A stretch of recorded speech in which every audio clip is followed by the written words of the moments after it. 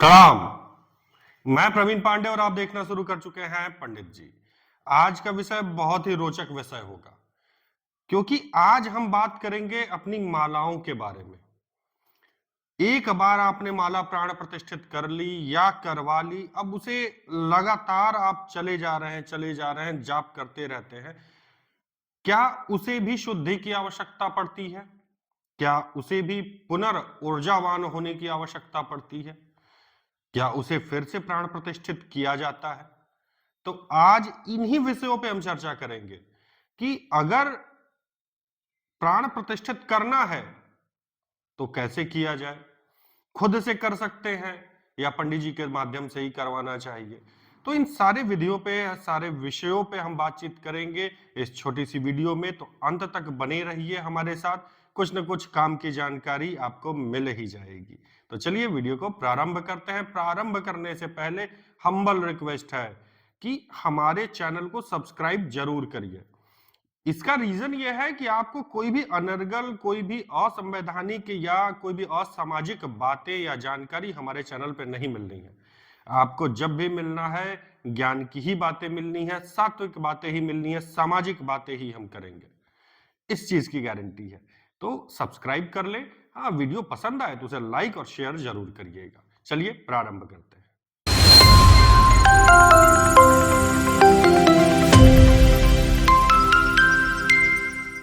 तो चलिए वीडियो को प्रारंभ करते हैं। और सबसे पहले मैं आपको ये बताऊं कि ये प्रश्न ये मेरे दिमाग में था ही नहीं। कल रात्रि में मैं अपने एक शिष्य से बात कर रहा था, अचानक ही मेरे मुख से निकला कि बताओ कि 3 साल से तुमने अपना जपमाली जो है, जपमाला कभी भी प्राण प्रतिष्ठित पुनर्ऊर्जा आह्वान किया, उसे शुद्ध या चैतन्य फिर से किया है? जवाब आया नहीं। मैं एकदम शॉक हो गया कि अरे किया ही नहीं। और बेसिकली मैं उनका क्यों दोष दूं, मैं ही जब नहीं बताया। ये चीज इतनी छोटी है कि दिमाग में ही नहीं आती, सडनली दिमाग में आई। तो अब ये हुआ कि भाई पहले एक वीडियो बना दो ताकि सबको जानकारी इसके बारे में मिल जाए। अब अगर कहीं फिर से दिमाग से स्लिप हो गई तो रह गया उसी तरह से। फिलहाल आते हैं अपने पॉइंट पर कि हम अपनी जो माला है जिससे हम मंत्र जाप करते हैं उसे पुनः ऊर्जावान करना चाहिए या नहीं करना चाहिए। अगर करना है तो किन चीजों से करना है, कैसे करना है, तो यही सारी आपको जानकारियां इस वीडियो में मिलने वाली हैं। फिलहाल ये जान लीजिए कि कोई भी आपकी माला हो, किसी भी तरह की माला हो, उसे आप धारण करते हो या उससे आप जप करते हो या वो भगवान के सानिध्य में रखी हो, उसे पुनर्ऊर्जावान करने की आवश्यकता पड़ती है, उसे पुनर्चैतन्य करने की आवश्यकता पड़ती ही पड़ती है। अब आप इसे अपने हिसाब से नाम दे सकते हैं, जैसे प्रतिष्ठा, प्राण प्रतिष्ठा, चैतन्य, पुनर्ऊर्जावान, पुनर्जीवित करना, शुद्धिकरण करना, जो भी आपको नाम इसमें देना चाहते हैं आप इस प्रक्रिया को नाम दे सकते हैं। इसे बेसिकली पुनर्ऊर्जावान या पुनर्चैतन्य कहना ही अच्छा होगा, शोभनीय होगा। तो अब सबसे बड़ा प्रश्न ये उठकर आता है कि हम एक बार तो हमने दीक्षा ले ली, पंडित जी थे, हमने उनसे प्राण प्रतिष्ठा करवा लिया था माला से, तो क्या गुरुजी फिर से वही सब प्रोसेस होगा? नहीं, इसमें कुछ भेद आ जाते हैं।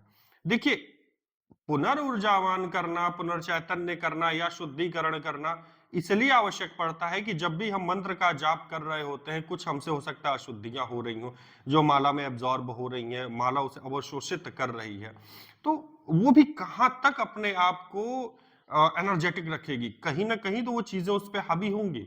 समय समय पर उसकी सफाई आवश्यक है। जिस तरह से हम अपने गृह में रोज साफ सफाई कर रहे होते हैं, अपने शरीर की साफ सफाई कर रहे होते हैं, अपने मंदिरों की साफ सफाई साज सज्जा कर रहे होते हैं, उसी तरह से हमें अपनी माला की भी साफ सफाई, चैतन्यता का विशेष ध्यान देना चाहिए। इसको अगर आप गृहस्थ रूप में हैं, आपके पास पॉसिबिलिटी नहीं है कि किस तरह से हम पंडित जी के पास हम नहीं दे सकते हैं, नहीं पंडित जी से करवा पाएंगे, दुविधा हो रही है, परेशानियां हो रही हैं, तो बहुत छोटी सी विधि आप कर लीजिए।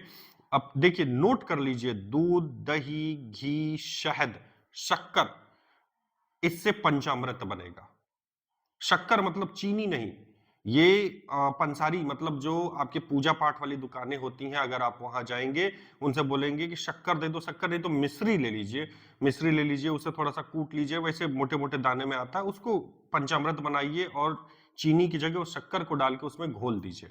वो हो गया पंचामृत। इसके अलावा दूध, दही, घी, शहद, ये चीजें आप अलग से भी अपने पास रखिए। इसमें कुछ चीजें और जोड़ लीजिए, जैसे एक गंगा जल हुआ, शुद्ध जल हुआ, और सरसों का तेल हुआ, जिसे मस्टर्ड ऑयल में भी शायद आप लोग बोलते हैं। इंग्लिश मेरी थोड़ी कमजोर है, सो सरसों तेल आप याद रखिए। सरसों तेल में क्या करना है कि एक दिन आप 2 घंटे 4 घंटे अपनी माला को साफ पानी से धुल के उसे सरसों तेल में डुबो दीजिए। डुबोने के बाद इससे होता क्या है कि जो मनके होते हैं, ये जो मनके हैं, इनमें ऊर्जा का प्रवाह होता है, इनमें शाइनिंग बढ़ती है, चमक आ जाती है, थोड़े से स्मूथ हो जाते हैं ये। अब ये जो भौतिक चीजें हैं वो मैं आपको बता रहा हूं, तो ये चीजें इसमें होता है। सरसों के तेल में डुबोना आवश्यक होता है। जब सरसों के तेल में आप डुबो ले तो उसे स्वच्छ जल से खूब कायदे से स्वच्छ करके कपड़े से पोंछ लीजिए। उसके बाद दूध है, दही है, घी है, शहद है, इन चीजों से उसे स्नान करवाइए, माला को स्नान करवाइए।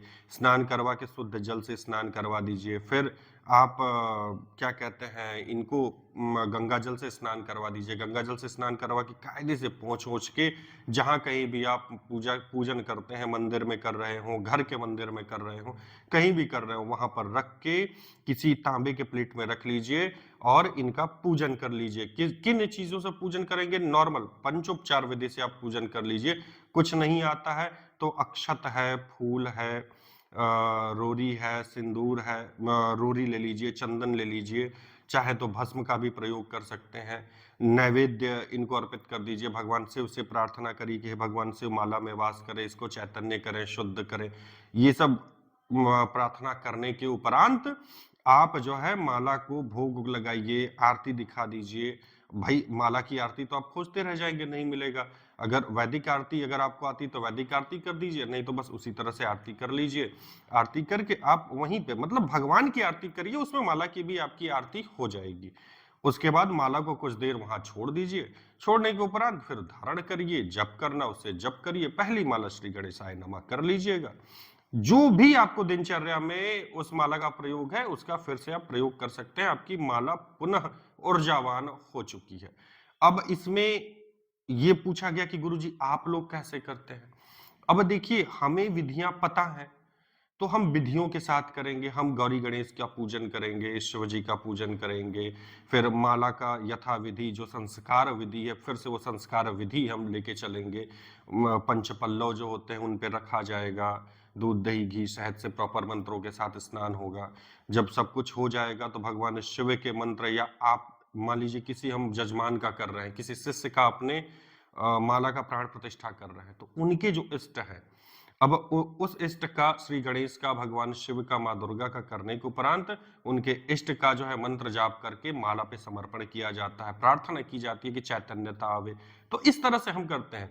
ये मत सोचिए कि पंडित जी ऐसे करते हैं, हम इस तरह से कर लेंगे तो क्या हमारा माला अशुद्ध रहेगा या पूर्ण रूप से शुद्ध होगा? बिल्कुल पूर्ण रूप से शुद्ध होगा। इसमें कोई दुविधा वाली बात नहीं है, कोई प्रश्न इसमें खड़ा नहीं होता है। फिर भी अगर आपके मन के कहीं कोने में शंका व्याप्त रह जाए तो पूजन वूजन करने के बाद, पूजन के उपरांत आप माला को उठाइए, किसी शिव मंदिर चले जाइए, शिव जी से स्पर्श करा लीजिए, स्पर्श करा के धारण कर लीजिए। वो भी आपका शंका समाप्त हो गया। तो इस तरह से आप अपने माला का पुनः संस्कार विधि कर सकते हैं, चैतन्य कर सकते हैं, शुद्ध कर सकते हैं। और आप लोगों की सहायता के लिए कुछ लोग मुझसे बोले थे कि गुरुजी माला हम कहाँ से लें? अब मेरे यहाँ से माला मंगवाने में मान लीजिए कि आपके यहाँ प्राण प्रतिष्ठा करने के लिए लोग उपस्थित हैं, करवा सकते हैं, पर माला वाली दुविधा फंस जा रही कि माला कहाँ से लें। तो ऑनलाइन कुछ एक लिंक मैं इसमें प्रोडक्ट कुछ फंक्शन आता है, देख लीजिएगा, आप लोग समझ जाएंगे। इस वीडियो के प्रोडक्ट वाले टैग में मैं उसे ऐड कर दूंगा, 7-8 मालाओं का ऐड कर दूंगा, जिसमें से कुछ मालाएं तो मैं प्रयोग भी करता हूं। पर एक चीज का ध्यान रहे कि वो माला रेडी टू यूज नहीं होती। मतलब वहां से आया, आपने शुद्ध किया, यूज कर लिया, वो नहीं होती है। उनकी जो गुथाई होती है वो गड़बड़ होती है, वो अशुद्ध होती है, धागे अशुद्ध होते हैं। गुथाई चाहे जितना सुंदर रहे, लेकिन आपको उस माला को लेकर एक बार गुथवा दे जरूर देना। गुथवाएंगे कहाँ भाई? आपके शहर में अगर माला गूंथने वाले नहीं है तो जो मंगलसूत्र गूंथते हैं, जब मंगलसूत्र औरतें पहनती है टूट जाता है, तो औरतें ले जाते हैं सोनार की दुकान पे, वहां उसे गूथा जाता है, तो वो लोग भी माला गूथते हैं। आप उनके पास ले जाइए, माला गुथवा लीजिए और कुछ इस तरह का सुमेरु बनवा लीजिएगा, जाप करने में ज्यादा आसानी होगी। वैसे ऐसा ही सुमेरु होना चाहिए, होते कई तरह के हैं, ऐसा करने ये मेरे ज्ञान में ये सुमेरु सर्वोत्तम होता है। तो इस तरह का सुमेरु आपको लेना चाहिए, अपने माला में बनवाना चाहिए। मुझे लगता है कि आपके जो प्रश्न थे उसके उत्तर मैं इस वीडियो में दे दिया हूं। तो आज के लिए बस इतना ही, मिलेंगे फिर अगली वीडियो में। पर फिर भी कोई शंका या कोई और प्रश्न रह जाए तो व्हाट्सएप नंबर आपके डिस्प्ले पे शो कर रहा है, आप मुझे व्हाट्सएप कर सकते हैं। कोई बड़ी प्रॉब्लम रहेगी, कोई बड़ी शंका रहेगी तो आप मुझे व्हाट्सएप करिए, मैं आपको बात करने का समय बता दूंगा। वैसे 7 से 8 के बीच में मेरा बात करने का समय होता है, तो उस समय पे आप कॉल भी कर सकते हैं। तो चलिए मिलेंगे फिर अगले वीडियो में किसी और टॉपिक पे, तब तक के लिए प्रणाम।